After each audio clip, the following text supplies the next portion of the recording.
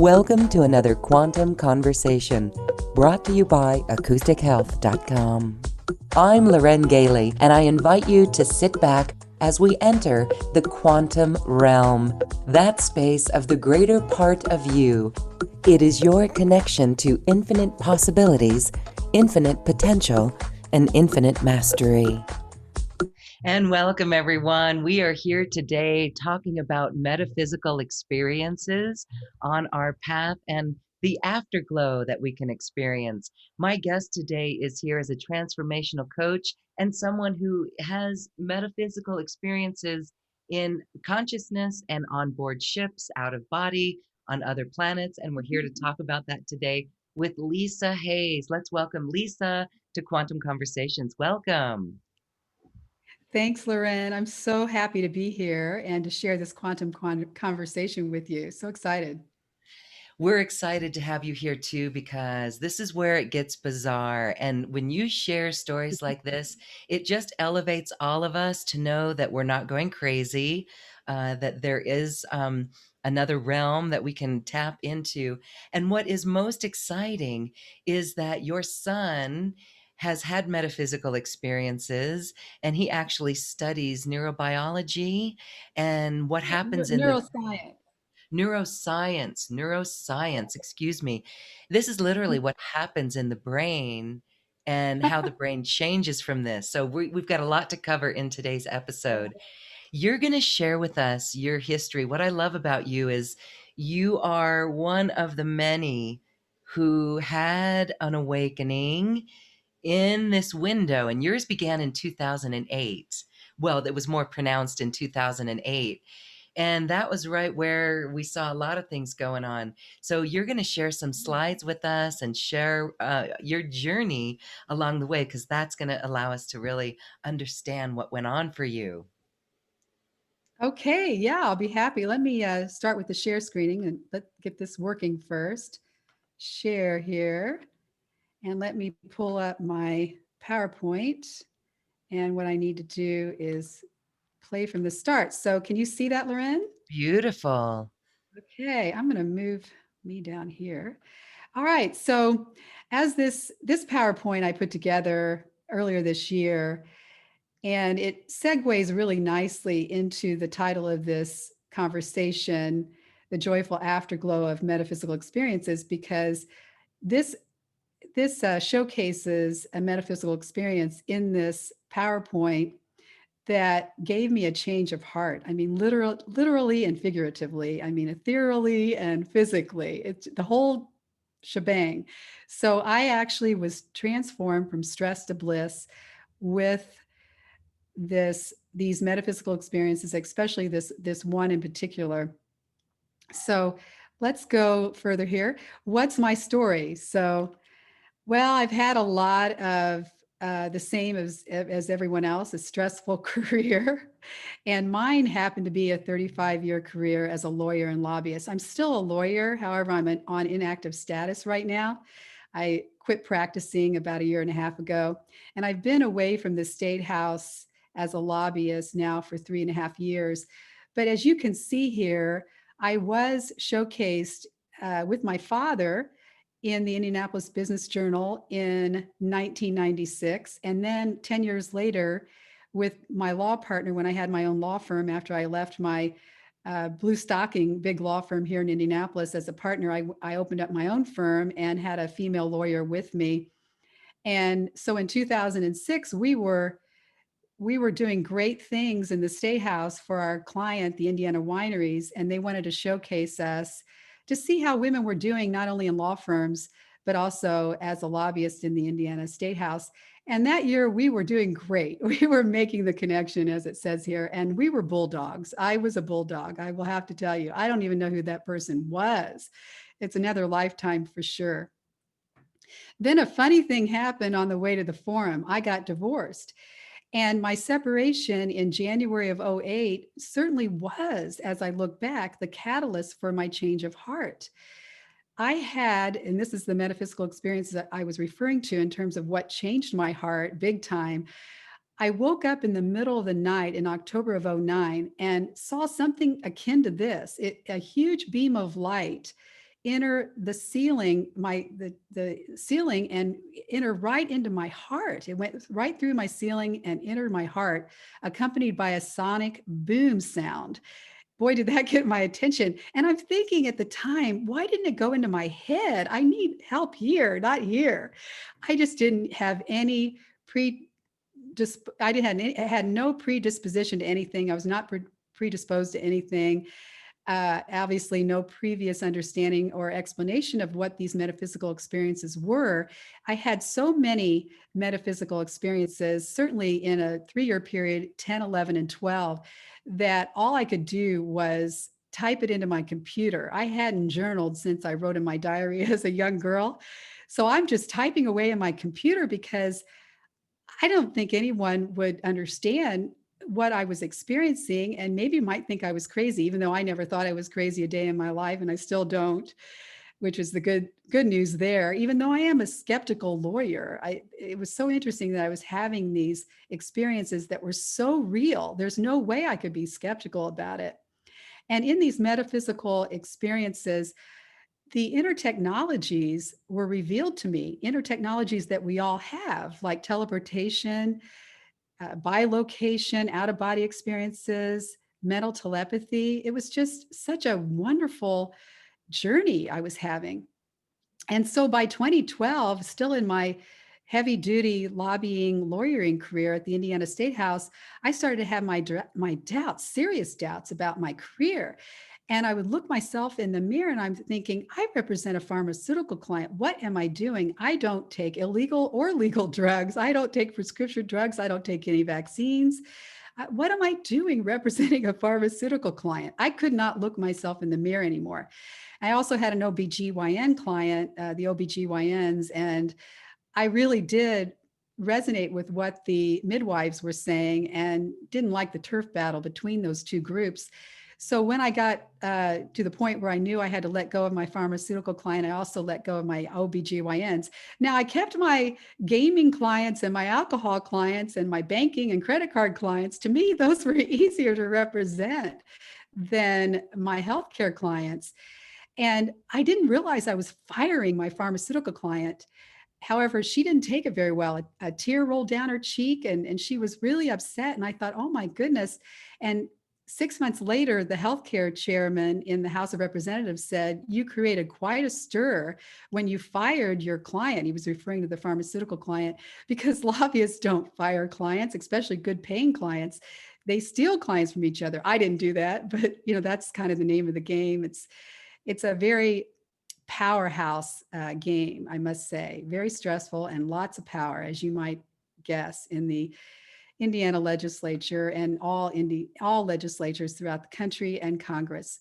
So what to do now as I'm starting to understand that my career is not resonating with me, and the idea of letting it go after growing up in it with my dad, who I really felt was a Buddha. I mean, that is something I didn't mention in the earlier slide, but my dad was this amazing guy.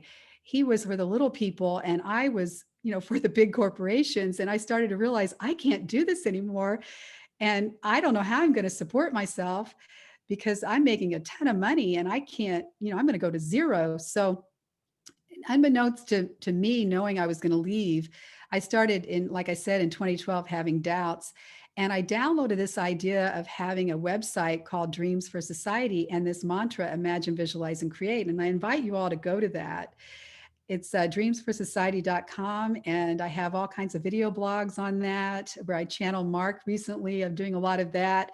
And I also have a lot of interviews of people I've done through the years, fun people, way out there like you're doing, Loren. And so it's been a great outlet because, as you can tell, I love to talk. I love to communicate. That was one of the things I did love in the Indiana legislature, being a lobbyist and communicating and testifying in committees and things like that. So anyway, unbeknownst to me, that was preparing me for where I am now. And in December of 2012, I published my first book that you all will get if you get one of the special offers. Both offers have that included. And it has all of my stories that some of them could be a whole book, but they only take like 2 pages. But a lot of them are like near-death experiences that could take a whole book. And I actually did on my website talk about, which I will go over, Loren, as we discussed, one of my spaceship experiences. It took me over an hour to talk about that in front of some people that I videoed myself, and I put that on the YouTube channel of mine that you can also access through my website. So in 2014, I enrolled at Coach U for 77 hours of coaching classes and 20 hours of training. So I got my degree in that, and it was a great experience. I learned a lot about myself and how to listen more because I was talking all the time, and it was really important for me to listen. And I do have mental telepathy, as we all do, and we can feel each other's energies. So I'm ahead of the game. Talking seems to be kind of slow for me. So I learned to listen and slow down with the coaching. And in December of 2015, unbeknownst to me, I gave what was my farewell speech, my retirement speech, to about 200 of my peers and coworkers at a continuing legal education conference. They were lobbyists, lawyers, and legislators. The Speaker of the House that I went to law school was there. And I told them I no longer played the lobbyist game. For the last 3 years, I told them in 13, 14, and 15, I wasn't contributing campaign dollars, which the legislators realized. And I wasn't entertaining them either. I said I just couldn't do it anymore because to me, that was bribery, legal bribery in a way, I guess. And I said at the end of the speech, which was a very short thing, I said, we can be the change we want to see. And the important thing to know about this speech, it was spontaneous. I mean, I raised my hand to make a comment and they said, hey, come up on stage. And before I know it, I'm giving a speech. So it was a profound moment. And 6 months later, I gave notice to all my clients. I flew out to New York and met with my American Express client and traveled all around and met firsthand with my clients and let them know that I was going to be leaving by the end of the year and that I wanted them to have plenty of time to replace me. And from 2011 to now, I've really traveled the world. I've gone to Mexico, Peru, Romania, New Zealand, Italy, Great Britain, Indonesia, and many other places within the United States. And the places in these other parts of the world have been sacred spaces and sacred sites. And it's really enhanced my ability to have this joyful afterglow. And when during the COVID, I was in New Zealand and I had to leave there halfway through my trip. That's another story. So what I found out that my change of heart did and the afterglow from my metaphysical experiences was it truly did change me. Change of heart will change you. It doesn't just change your mind, it changes your heart. These metaphysical experiences, getting this afterglow of joy. You have to go to a job that resonates more with you, which I did. You develop new hobbies that are fun. I evolved into a plant-based diet. I had no intention of doing that. However, that's just what happened. And I don't look at any violent sports or movies. That just is something I don't want to tune into. It just doesn't resonate at all. And for a long, long time, I haven't taken the newspaper or watched regular TV. I do go on Amazon Prime and Netflix and watch shows of my choice. Good, nice shows, fun shows, beautiful shows, family, loving, caring shows. I don't drink alcohol, even though I did represent Anheuser-Busch for 11 years in the Indiana wineries. No, Anheuser-Busch for 13 and the Indiana wineries for 11. I never was much of a drinker. And I don't take illegal or legal drugs. All of my metaphysical experiences have been spontaneous or within deep meditations. It's not anything that I intended or had any kind of outside influence. And I gravitated away from profanity, even though that runs rampant in the legal field and in the legislative field, unfortunately. However, I realized, aren't we casting spells when we speak? I mean, they don't call it spelling for nothing. And so I realized that when I was speaking words that were negative, wasn't I putting out there an energetic wave of negativity and creating something in my realm that didn't serve me? So I gravitated away from profanity, and alcohol, drugs, and profanity just aren't even in my awareness anymore. I meditate and I'm exploring my introspective truth. I'm borrowing that from my son, Connor, who's on this call, who had an introspective truth conference. And I'll talk about that a little bit in a minute, back in 2010 when he was at Indiana University. So he taught me a lot. And he is currently a neuroscientist, Dr. Murray, and he's getting his postdoc at the University of Chicago and will be at UCLA next year following the academic trail. And my daughter's also on this call, Caitlin Murray, and she is very successful out in Los Angeles as an interior designer. I'm so delighted to have two members of my family as well as my sister and my niece and a couple of my good friends on this call with me today. And it doesn't matter who else is listening because the people close to you is what matters. So I feel this afterglow has given me compassion and understanding of other people's points of view. And I realized if we all understood everyone's point of view, we wouldn't have conflict right now. It would be zapped. It would be gone. No wars, no conflict. So that's my journey. And I'm going to stop screen sharing here, Loren, and see what, that was kind of a lot in a short period of time. Do you have any questions? I can't hear you, Loren. That was wild. Okay, so that is a lot. I mean, it was a lot to fit in there because this awakening was really cool. We're going to do an after party with you on Zoom, and your daughter and your son are with us, and so we've got some questions for them too.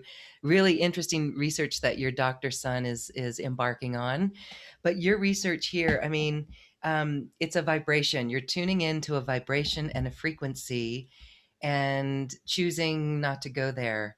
And isn't this important in our time right now in the world to be open to other people's points of view amidst the election that's going on and everything? It's really getting quite wild. So I love your aspect there. Let's talk about this for a moment because we have a very polarized situation. And I know that while we try and we speak here of, staying away from the news, the negativity, I am guilty of peeking at it lately. And we do this from a point of being aware, recently being aware, but yet not letting it affect our energy in that Right. way. So, what would you say advice for those who want to help others and even themselves not get so defensive on other people's viewpoints and this open mindedness that you're aware of? Great question, Loren. And the bottom line is that we have to remember that we have a choice on how we're going to react or a choice on how we're going to feel. When we remember that we have a choice and that we're not robotically reacting to something, that's the first step. And so the first step has to be remembering that we can choose how we feel. And one of the channelings that I did and I sent to you from Mark reminded us that it's time for us to stay in the eye of the storm. No matter how stormy the storm gets around us, we must stay in the eye of the storm and co-create with those that are in the eye of the storm and not be energetically, magnetically pulled into the storm because we can't get peace by fighting war after war. We have to unconditionally love the storm. We have to love the situation for what it is. And then the eye of the storm will get bigger and bigger. And then the storm will eventually be taken over by the eye of the storm. And if we were there, we wouldn't see wars. We wouldn't see conflict in politics. We wouldn't see this polarization. Politics is a beautiful blueprint for divisiveness. And you're on my side or you're against me. You're either with me or you're against me, as George W. told us at some point. I don't know if it was after 9/11 or what it was, but that's a very polarized viewpoint. It's certainly not at the point where we want to be, where we see everyone's point of view and that we're on all sides and we don't pick one side. Yes, absolutely. Let's call it a mature human, an evolving human that allows ourselves to cooperate. That's really the work. And I don't even want to say work because that just puts a label on it, but that is the work ahead of us. That's the mission ahead of us, is to unite and make everyone feel like they are seen and heard and respected. So Thank you for sharing that. I love that you were a lobbyist and that you come from that arena and that you surrendered it all and gave up with it all. Let's talk about the golden light coming into your room. I want to go deeper into that and maybe ask what was going on in your life around that time. I know you shared a little bit about it, but were you in despair or were you just meditating? Was this out of the blue? Did you ask for it? And then what did it feel like? What happened? Oh, great question. Yeah, there was a backstory.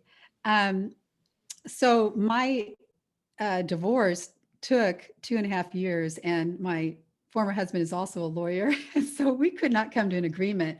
And we actually had to go to trial in the summer of 2010 and have the judge decide how to divide the assets. And there weren't that many assets. It was ridiculous. We spent so much money, or I did, on that. And in October of '09, I was in despair. I was miserable. I was so upset about this divorce. And I'm going to put a plug in. I don't think he's on the line, but Dr. Dan Matthews is an amazing healer, or he says he's a servant, not a healer, from Little Rock, Arkansas. And I actually had a phone Holy Divine Healing from him right before I went to sleep that night. And so I was in a great space. For the first time, I felt peace.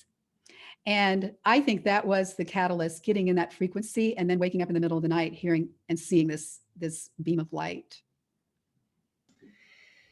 Okay, so what did that feel like? Was it comforting? Like were you scared or freaked out? Not at all. And that's what the funny thing is about all these metaphysical experiences. I was just in awe and having a great time. I said, this is great. This is amazing. And when the beam of light came into my heart actually physically palpitated and vibrated. Boom, boom, boom, boom. It was amazing. And I just said, hey, this is great. I don't know what it is, but I'd already had a lot before that and a lot to come. So this wasn't like the first big metaphysical experience. However, it certainly was one to be noteworthy of, because I feel like it did bring in an influx of joy and light into my heart right when I needed it. And you heard a sonic boom? Yeah, a sonic boom. It was so real, and my eyes were wide open. As again, as a skeptical lawyer at the time, and still in a sense, I couldn't deny these things happening to me because it was so real.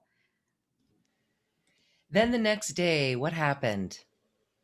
Well, the next day, I think I just went on, what I thought was normally normal. However, I was continuing to journal. And, by the end of 2012, looking back and rereading my book, I'm thinking, did all this stuff happen to me? So it was a combination and one thing after another that changed me, like I said, to the point where I had to leave my career and exit my marriage and change my diet and hobbies. So it wasn't like night and day. It is kind of a slow process. And I think it's one of those things, Loren, especially someone like me that was so deep in the matrix, in the legislative field and lobbying field and lawyering field. It's almost as if there's an alarm clock that's been wound up and the alarm goes off, and at some point when it's supposed to, it just happens. So when we look out at all of our leaders, Mhm. I will eternally hold the vision of this happening to them. Yes, I think it can. Yes, it can in an instant. This is a wake up. And really what I find fascinating about it was you got jostled in 2008. You got even more jostled by 2009, so that by 2010, with your husband, it was clear. You were like, that's done. Mhm. And that's really how we do it. And so we can talk about quantum change, because when you were going through that change, here you're living in the reality of one thing, but you were able to quantum jump out of it. Let's say quantum jump, because you made that decision in a heartbeat based Right. on your heart. Yeah. Hmm. Yeah. All right. Well, I do think that we're starting to see some of the leaders speak words out there that we all speak of, and that's promising. So, again, we'll say that no matter what happens, we have to reach out and work together in unity. And so, we've talked on this program December 21st last year, 2019, that someone said, we are going to be in unity consciousness. The planet will be fully in unity consciousness by December 21st, 2020. So now Oh, last December, when that happened, it was like, wow, that's going to be a lot to get through. But look at where we are now. And I tend to see that bigger picture from spirit working on high, facilitating this and assisting us. And again, the thing is just open our hearts as wide as we can, purify from the old programming. That's what you did. That allowed you to get out, to shift your frequency down to your diet, down to not even speaking ill words, everything. So then this is where it gets excited. Once we purify, oh my gosh, now I'm going to just jump to the juicy part of going out of body. All right, out of body experiences and traveling on ships. How amazing is that? I've had a UFO experience, but I have not been on a board a ship. So please share with us that story. okay. There were two experiences I had. I think we only have time for one. The first one was a physical experience, and the second one was I was more on a light ship, and that's in my book. So if everybody wants to see that or read that, they can. And this story I'm going to tell you about my out of body experience going on a spaceship is also in much more detail in a YouTube video on my YouTube channel. So if you wanted to go to that, you can. Um, and I hope we have time, Loren, too, for just a short snippet on how we can instantaneously heal ourselves, because in this joyful frequency, we can do that. And I have some examples that I would hope to have time to give. But yeah, let's go to this. So, well, trying to make this as, since you kind of like the backstory, I asked my son if I could share this, and he said, sure. So he has been, as well as my daughter, they have been such great teachers for me. And so back in 2010, my son was a sophomore at Indiana University, already in pre-med at the time, even though he wasn't going to be a physician, he was going to be a scientist in neuroscience. And he had an introspective truth club, and he was able to get $8,000 from the university to put on a conference. And I didn't know who he was inviting. He just said, hey, Mom, since you're going to attend the conference, how about if you go pick up a few people at the airport? They're all coming in at the same time. And one of the people was Dr. Carol Rosin. I didn't know who she was. Well, she took over Werner von Braun's work. He was a Nazi scientist, a NASA scientist, but he came over from Germany. He was a Nazi, and he was the inventor of the rocket. And she took over his work. And what it was to prevent the weaponization of space. And so we've seen a lot of that play out in real time now with Trump having a space program and everything. Lo and behold, I picked her up from the airport and spent a lot of time with her and tuned into that frequency somehow. So by the time I got home Sunday night, I was in that frequency. I'd done a little research, could not get to sleep. I was lying on my back, and oh my gosh, all of a sudden, my heart started to vibrate, similar to the beam of light that came through in October of '09. So I wasn't worried about it at all. And I'll just have to kind of give you a little bit of a snippet here. I'm kind of reading from my notes here. There was a light surrounding my heart, but the light was secondary. I thought I heard the TV on in the living room. It sounded like an old Western movie was playing. And there were dull lights coming from the living room. My bedroom had its blackout shades drawn down. So, except for the local light around my heart and body and the dull lights in the living room, it was really dark. And I was completely paralyzed during this experience. Now, I've had other people in my family be paralyzed with metaphysical experiences. So I wasn't worried about that at all. I was like, oh, this is interesting. And later, some people told me that the being paralyzed was preparing my heart for release from my body for the out of body experience. And as soon as the heart vibration stopped, I was immediately catapulted feet first and at an angle out of my room just above my door and below my ceiling. I saw all this from the vantage point of myself lying in my bed. I watched myself, another version of myself, fly out of the room through the walls. And I had my house coat on. I'd put my house coat on the corner of my bed because I was so tired. I'm usually pretty fastidious and hang things up. So now I'm floating in outer space with my house coat on. And everything in this part of the cosmos was a dark blue, many brilliant white stars in the distance. And I'm like, thank you. I'm so excited. Thank you. This is just a fantastic experience. And I was so joyful that the next stage happened because I wasn't in fear and I was started to free fall, but first down a vortex of light. I didn't know at the time that it was probably a wormhole. It felt like I was going a million miles an hour. And I thought, well, gosh, this has been about 7 seconds I'm doing this. I wonder how long this is going to happen. And right when I was starting to question it, it stopped. And now I'm in another part of the cosmos. And again, it's kind of a twilight view of, not real dark, not real light, but there were no stars. Instead, it was like this huge parking lot of spaceships. And there were two types. One was a disc, like, the ubiquitous disc. And another one was a basketball looking thing with a red sphere around it, or a red ring around it, like a billiard ball. It wasn't a ring like around Saturn. It was like painted on. I thought at the time they were planets or something. I didn't understand, but now I realize that they were just another spaceship. And then one of the metallic spaceships transformed into a dolphin and came over. It was about the size of a car and came over and nudged me on the hip and asked me telepathically if it wanted me to enter. And I said, oh yeah. And so then like this space opened up on the top of the dolphin about 3 feet by 3 feet. And I floated over. And as I was going in to that space, I felt a finger, like a tip of a finger on my perineum. I didn't even know it was my perineum at the time. I had to look all this up.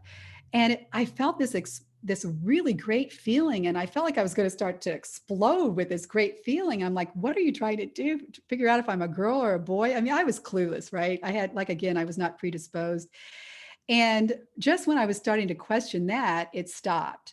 And then I'm inside the spaceship, which now looks like a big building, like a plane or not a plane, but industrial building, where there are lots of rooms. And I saw, I guess to make myself feel comfortable, I saw a woman with her 2 children and she was directing them into another room. And the next thing I know, I feel like I had some blackouts in this. So the next thing I know, I'm in another room. It's probably about 12 feet by 10 feet. And I'm at one end on a bench in my housecoat, and kind of toward the other end of the room, this guy is standing in front of a counter at like where there are drinks to be served. And there are only 2 of us in the room, he and me. And he was getting a drink and he had an orange shirt, short sleeve, dark pants, dark short hair. And, he looked totally human. So I hadn't seen any what I called aliens at the time, because I, again, didn't even know to call them extraterrestrials. And I'm like, wow, there's something about this man. He was about 30 years old. And what it was, and the takeaway from this experience, Loren, is that I felt joy like I never felt before. And again, this joyful afterglow. He was emanating joy. It was almost as if I could see it. I certainly could feel it. The whole room was filled with joy and it was coming from him. And I thought, I've got to go over and find out who he is, because I want to visit him on Earth when I get back to Earth. So I went up to him and I said, hi, are you human? Because there was something in me that I think I wanted to know if he was human or not. And he said, yes, I am. I said, well, were you born on Earth? And he said, well, yes.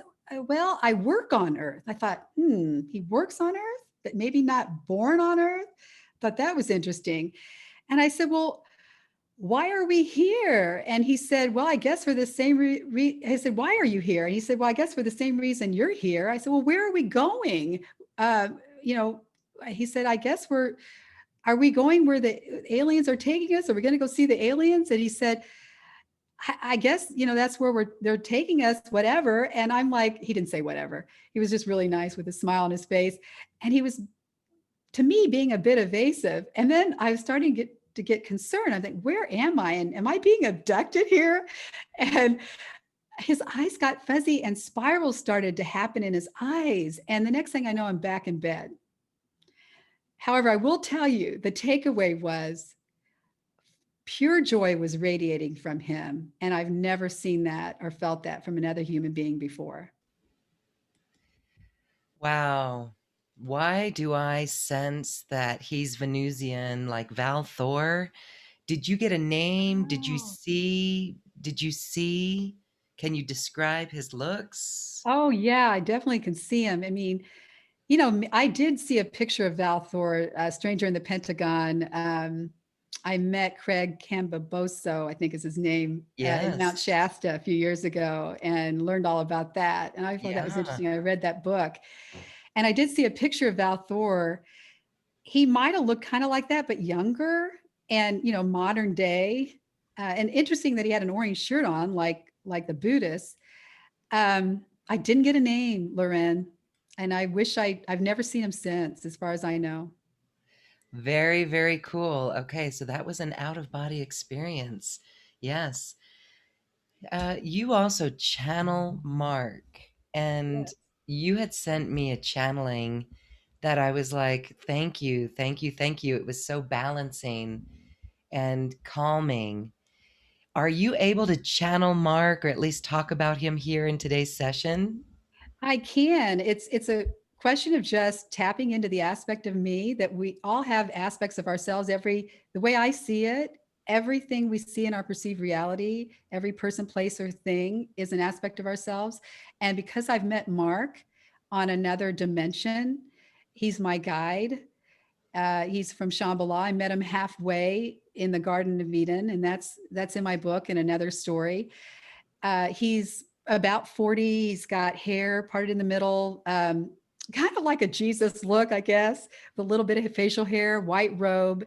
And he was sitting on what I now realize was a Merkaba throne when I met him. And he zapped me with energy with his index finger and my index finger and gave me more megabytes and gigabytes so that I could download more things as I needed, which, more inner technologies. So Mark is just, like I said, an aspect of me that I've met, and it felt as real as meeting anyone in person.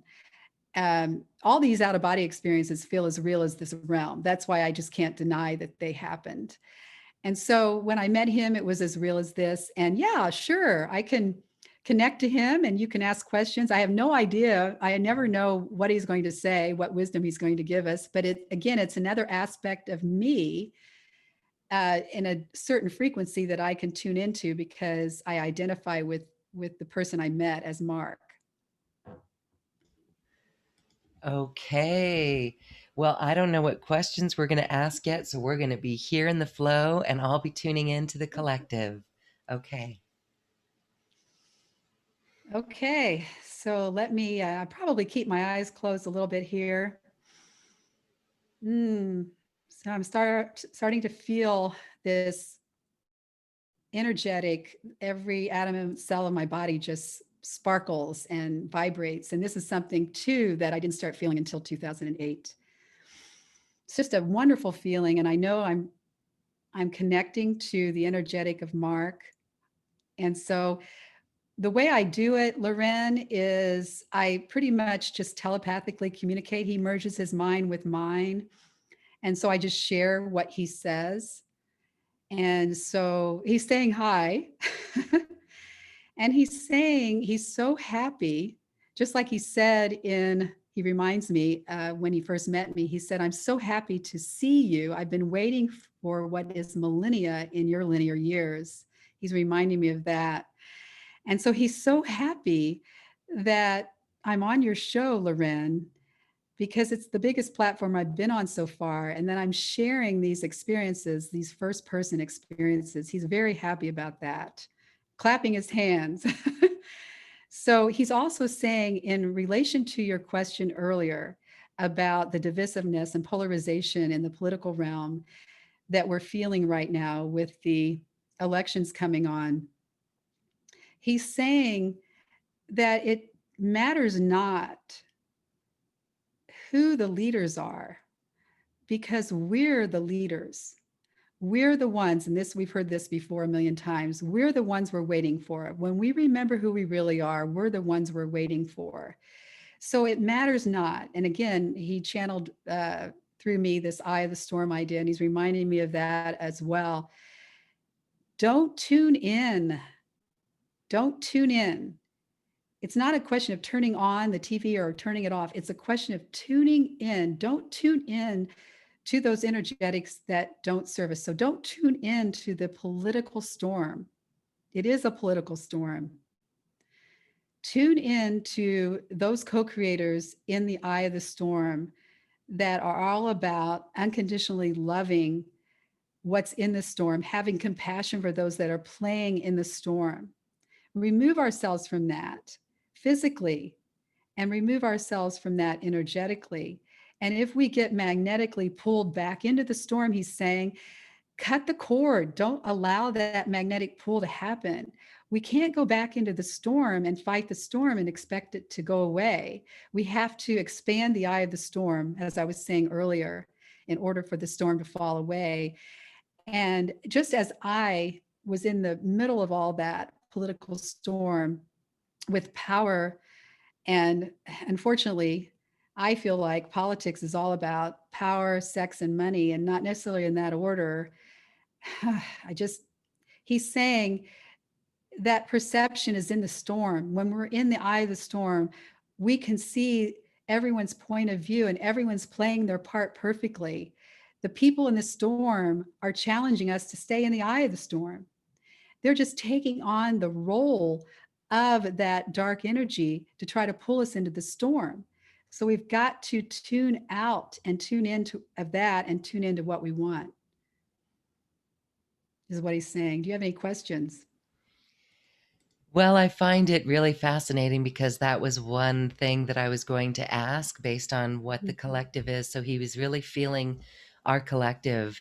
This is more about Shambhala and perhaps where he resides as he's waiting a millennia for us, for you to return back. What can we do? Tell us more about Shambhala and how each of us can connect more deeply on our own accelerated path to Shambhala. Oh, yeah. You know, it's all about imagining and visualizing, and then creating us being there, at least in our mind's eye. So, I mean, that's what he's telling me. And we can start to imagine and visualize it so that we make it our own, visualize it the way we feel Shambhala is, and not the way someone else feels. Because whatever is in our highest and best good, he is saying, is what Shambhala is.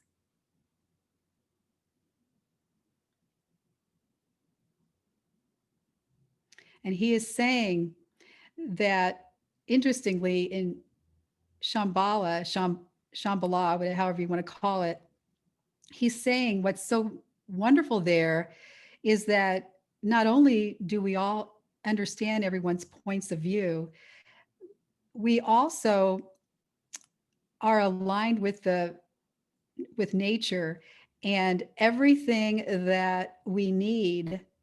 Just like he gave me megabytes and gigabytes in my computer brain so I could download information as I needed it. We do that in Shambhala. And so if we need a home or we need a conference center, we download it, it's created. And then when we're no longer needing it, it evaporates, it falls away into the ether.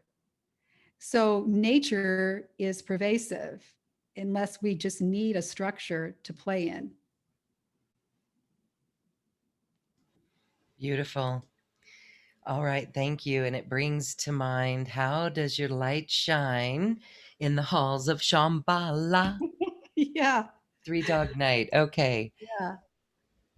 Wow. All right, thank you. So tell us, Mark, tell us about yourself. What is your role here? Are you an ascended master? You're a guide. Are you physical or non-physical? Gosh, I never asked him that myself. Okay, so the first thing he's saying is he's physical and non-physical. And he's what anyone wants to perceive him as, because we create our own reality in our imagination and we make it our own through our visualization. He's an aspect of us. And so for me, he's a real aspect because I met him, and what I feel is I've met him just like I'm meeting you. So he's physical and non-physical. As he puts his human bodysuit on when he needs to. When he met me for the first time in the Garden of Eden, halfway from Shambhala and Earth.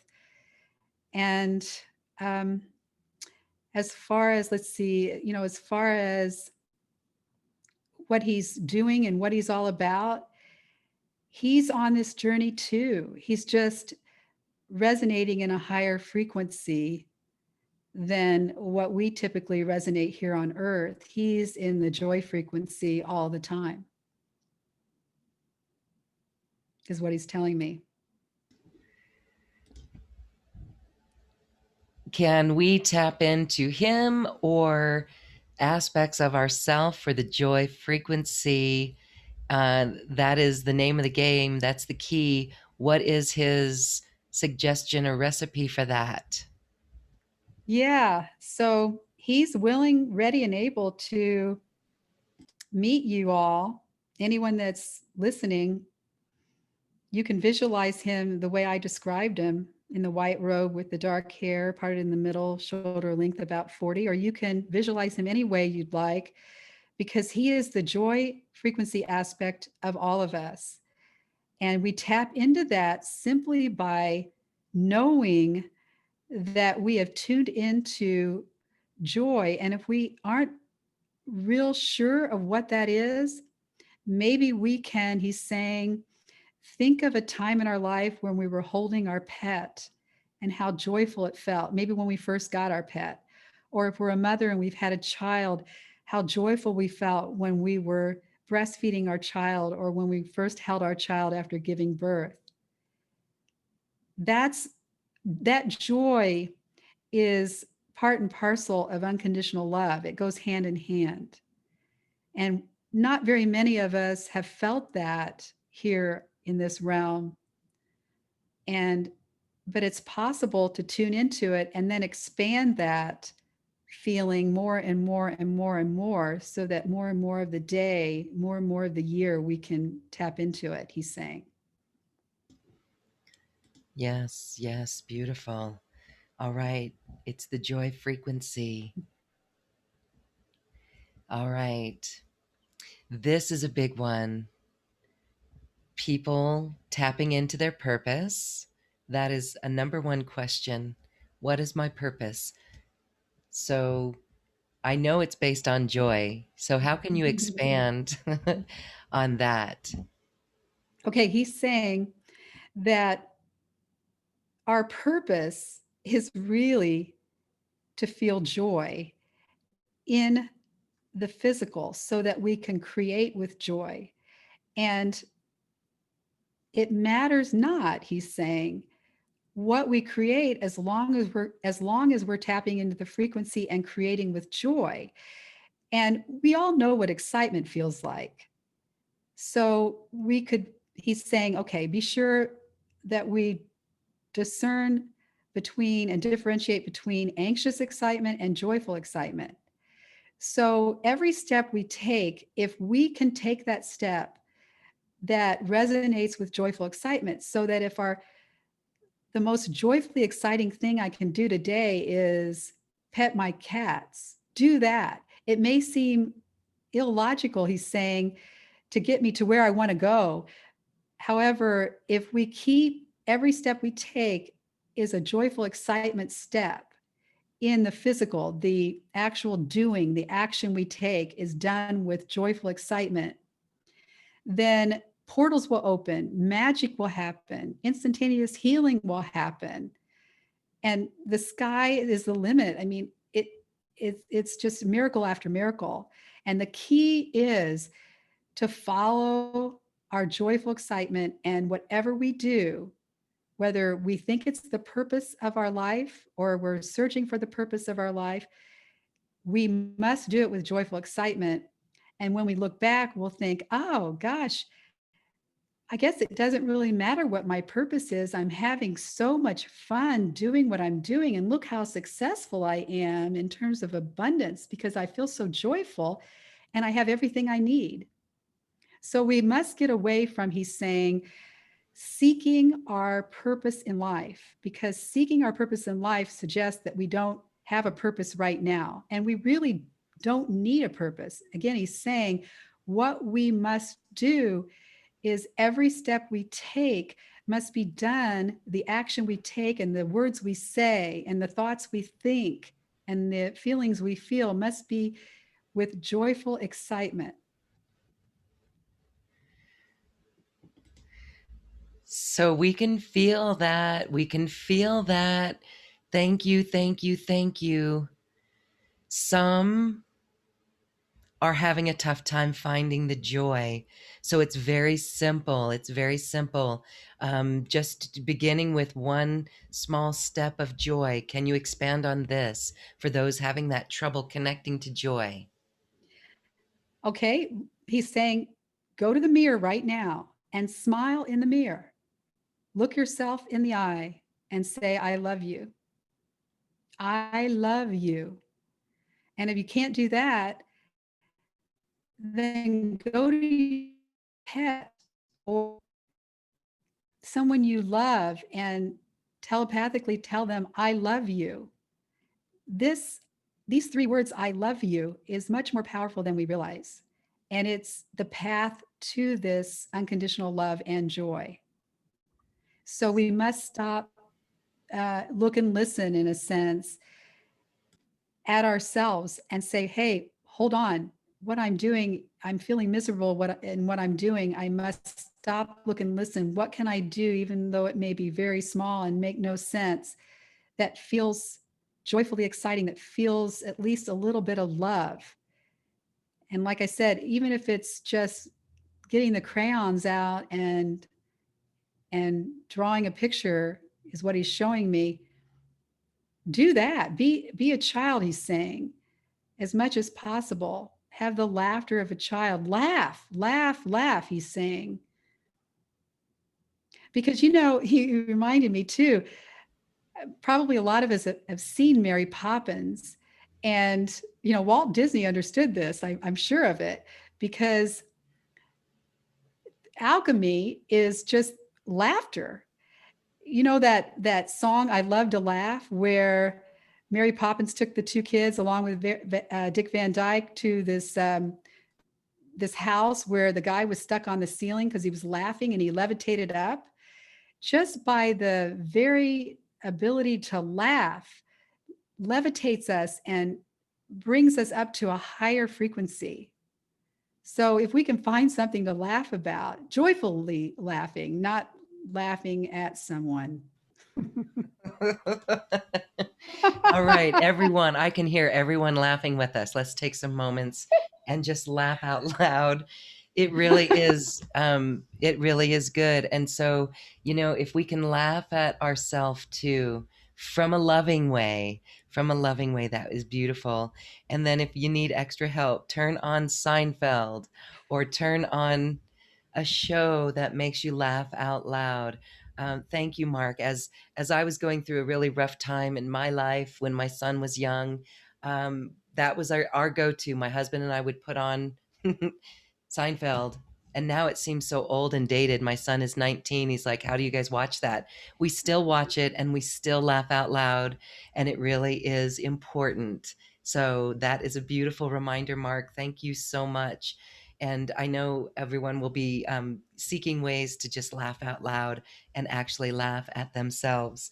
And being a child being a child in that curiosity and joy is magnificent. Thank you. The channel, Lisa, was talking about spontaneous healing. Can we ask you, Mark, to give us your insight on spontaneous healing? Well, first he's saying he has no inner technology that we don't have.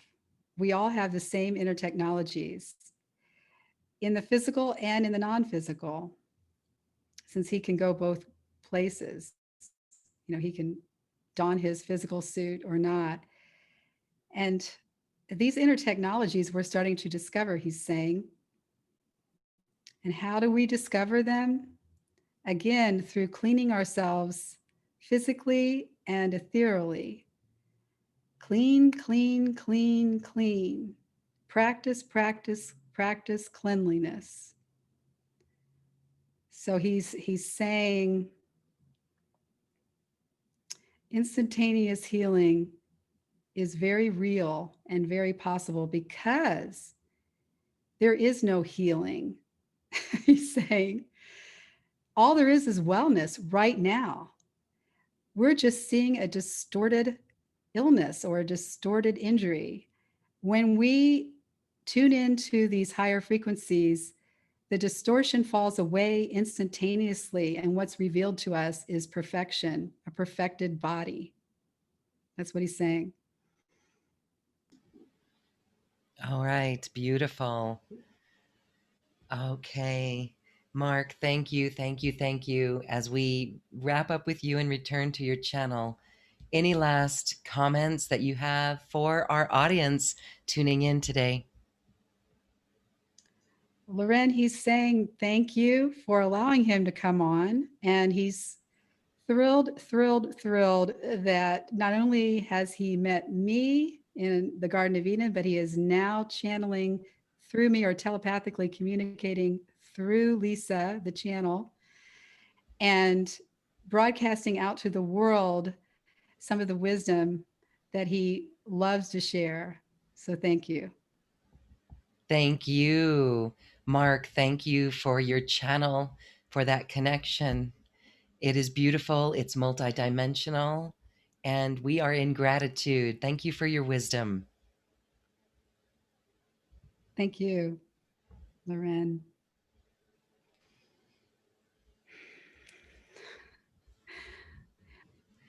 Yeah, I know that's kind of strange to do that on the spot with people viewing you, but the message and the words that come through resonate with the heart so deeply. And it's so simple.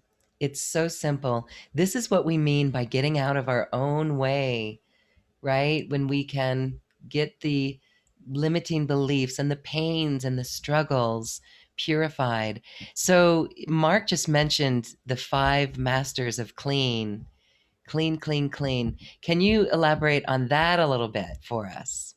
Sure. As a matter of fact, that's part of the special offer is the 5 clean masters that can help cleanse our body.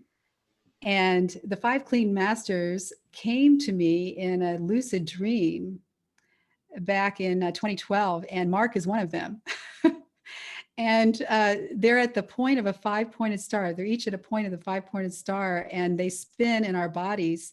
And I've been using them ever since, every day, sometimes twice a day, to clean out anything that no longer serves me. And it comes in every shape and form that you can imagine. And they're able to help me. They facilitate me cleaning that out. So I'd be happy to facilitate that for others. Yes. Do you want to share that right now, or is that part of your package? Is it a lengthy prospect, or what can we do there? Yeah, it doesn't take long at all. It probably only takes like 5 or 10 minutes at the most to do a bodily cleansing with the 5 clean masters. Okay. And I just facilitate it and help people discover where those blocks and locks and things are within their body and how they can release it with the 5 clean masters help. Beautiful. So you have a special offer that's available for people to work with you. Again, you mentioned that your books are part of that. So let's talk about your offering, because your special offer includes time with you. Yeah, the first offer, thank you, Loren, is a 60-minute session. And in that 60-minute session, you get a dream card reading with my 44 dream card deck that I prepared back in 2014, I think it was. And this deck is interesting because it has aspects of ourselves that as soon as we pick them, like here, our heart grows fonder, or here, you are in perfect health. So as soon as we pick these cards in the reading, and I can do that remotely with you, that aspect of us at that time loses the limitations and blocks and locks that are on that aspect of us in that moment. And if we pick it again later, then more limitations and locks and blocks might have accumulated because we're in this realm, and we release it and keep, because things keep coming up and out. So I do a dream card reading with you, and it's just a way of, again, cleaning and activating aspects of ourselves that we can utilize going forward in our co-creation with others, or creating unilaterally with ourselves.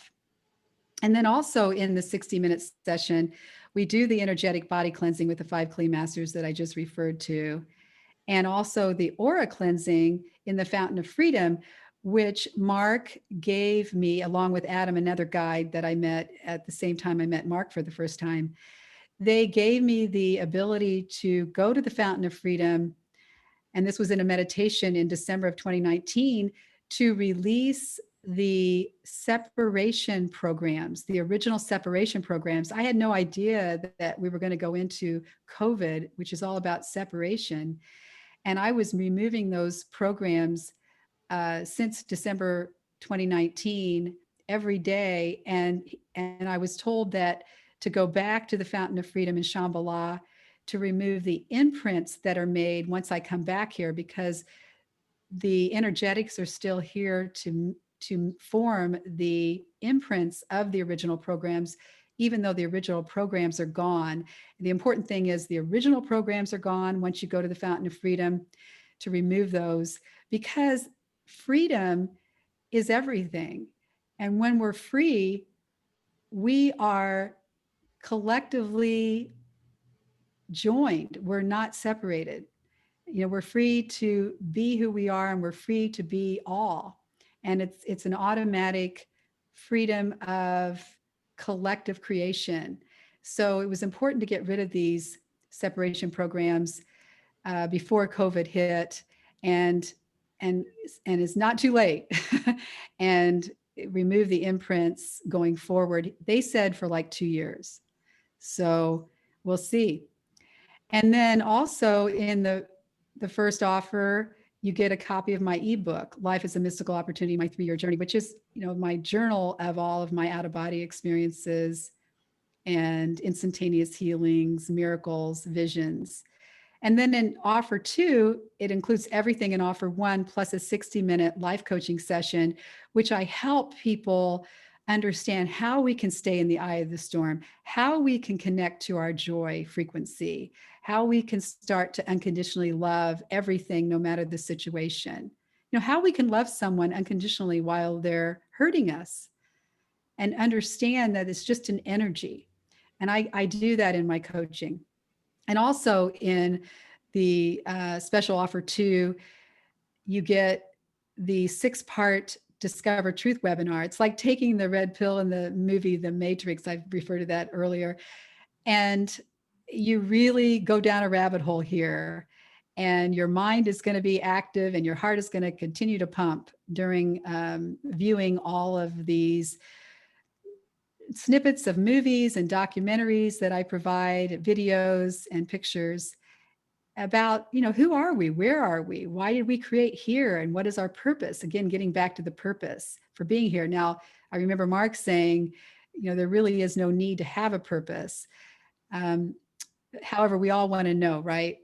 And when do we fulfill our purpose, and how? And what alchemy treasures are in our treasure box? and just discovering the truth. How do we get home?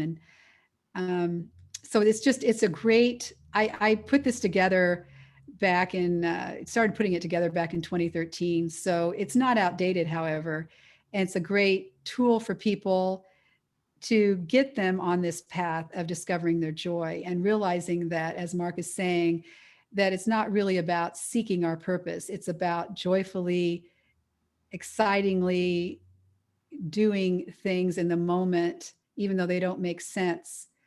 And if we keep doing that, we'll be on the right path and have an amazing life. That's the eye on the prize, and that's the goal, is that amazing life and the freedom to connect again with the other realms and ourself, our higher self, and all of that. Thank you. What a beautiful teacher you are, assisting others in opening their hearts and returning to joy in such a beautiful way, a graceful way, an easy way. Beautiful information that you have to share. That is available on this webpage. There's a link to your special offer. And we're going to stick around here on Zoom after we end our live stream and have a little after party with you. That's real fun because you can draw those dream cards for us. Now that's your deck. You made that dream card deck, right? So you can pull one for me to show people what that's like. And I want to say anybody who purchases your special offer, the session with you, and then another coaching session with you for the option 2 and that webinar series, that's a beautiful package. And thank you for making yourself available like that. So anybody who purchases something of your special offer, either one of those, gets a ticket to our after party. Of course, you can come to our after party as well in a single ticket purchase. Again, just check the link on this webpage and you'll find out more. So do you want to share a dream card with me to show people what that's like? Oh, I would love to, Loren. Okay, so let's see here. Let me take the first card out because that's the explanation card. Let's see what's going to pop out for you. And I do sometimes a 5-card reading. Whoops, this one definitely. But for today, you no longer spend money or time since energy can't be spent. Now, this is a bit complicated. I could share with you what comes up for me. What is coming up for you is what I always ask first. What locks or blocks and limitations? You no longer spend money or time since energy can't be spent. This is one of the more complicated ones. Yes, this is telling me to go with the flow in that joyful pattern, because it's the joyful pattern that will bring in this abundance. And that's what I'm picking up from it, forcing things, worrying about attendance to events and things, for example, is not where I need to focus. The focus is on the experience and the environment and the joy in creating that. Great. So if you're imagining, visualizing, and creating, what you're imagining and visualizing, do you feel that money and time has limited you in what you might want to create in this moment or in the future? Do you feel there are limits around money and time for you? Actually, it's quite interesting because my mind wants to say no, but my subconscious is saying, yeah, okay, yes. It's in my What do you feel like you have more of? What do you feel like you have more of, money or time? Oh my goodness. You know what? Sometimes it seems like there's not enough time in the day. Sometimes it's like, how do we do all this? But it seems to be working. It is working. So it's interesting. Okay. So a busy lady like you, I think it's real important right now to let go. And you are doing that by picking this card. All of the locks and blocks that are coming up right now around money and time, because you really can't spend it anyway, because it's just energy, and energy can't be spent. And it's totally abundant and infinite. We have all the time and money we need in the joyful realms. Yes. I think this card is for everybody as well. Everybody as well. The joyful realms is where it's at. Okay. Right. So invest your energy into joy. Mm-hmm. Yes. All right. Release, release. It's releasing negative imprints. Definitely. Definitely. I mean, I think now I don't believe that so much, being someone who works on my own, but definitely before I got out of the 3D world, absolutely that was a program. Absolutely. So good riddance. Right. All So right. there may have been some leftover, may have been some leftover locks and blocks. They're now removed. So go forward with this ability to have as much time and money as you need. Totally abundant. Great. Thank you. And we share that with everyone as well. Tap into that, tune into that. I really just love tuning into the high frequency. As we know, New Earth is a frequency. And so we've learned today in this quantum conversation that that is the frequency that it's all about. So we encourage everyone to hold that, to live it, to express it, to be it. And if Lisa can help you with a session in all of her offerings, she's a beautiful teacher to assist you and get you into this space of joy, to release some of these negative imprints. And her offer is available for you. And we hope that you resonate with that and take her up on that. She's there for you. Thank you for that, Lisa. This is beautiful. You are so welcome, Loren. Thank you. So now we are going to end our show here, but we invite people to come into our after party. It's where we hang out on Zoom. It's part of our QCTV membership, where we can laugh with each other, share with each other, and ask questions. And so Lisa will be with us in that after party. Thank you, Lisa. As we say goodbye today, I just want to give you a moment to leave us with some words. Oh, I've had so much fun.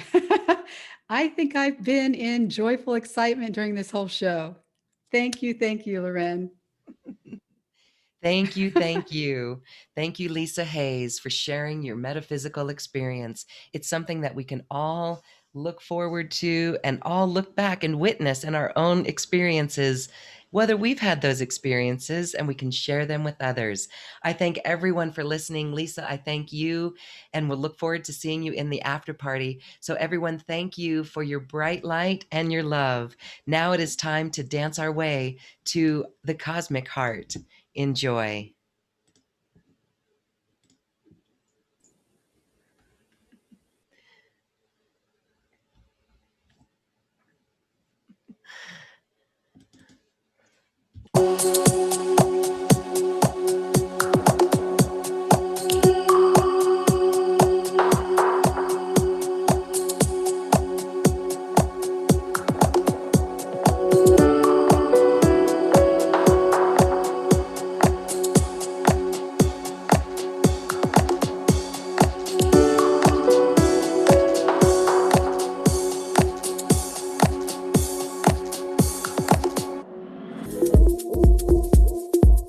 Thank you for listening to this quantum conversation, and thank you for dancing with us to the cosmic heart. As we raise our own vibration, we raise the vibration of the planet. This show is dedicated to you and all awakening hearts, as we are here to shine our bright light and amplify our love. Access all quantum conversations, special offers from our guests, and online healing retreats by visiting acoustichealth.com. I'm Loren Gailey, and from my sacred heart to yours, I honor your magnificent love and light. We leave you now with music from the universe.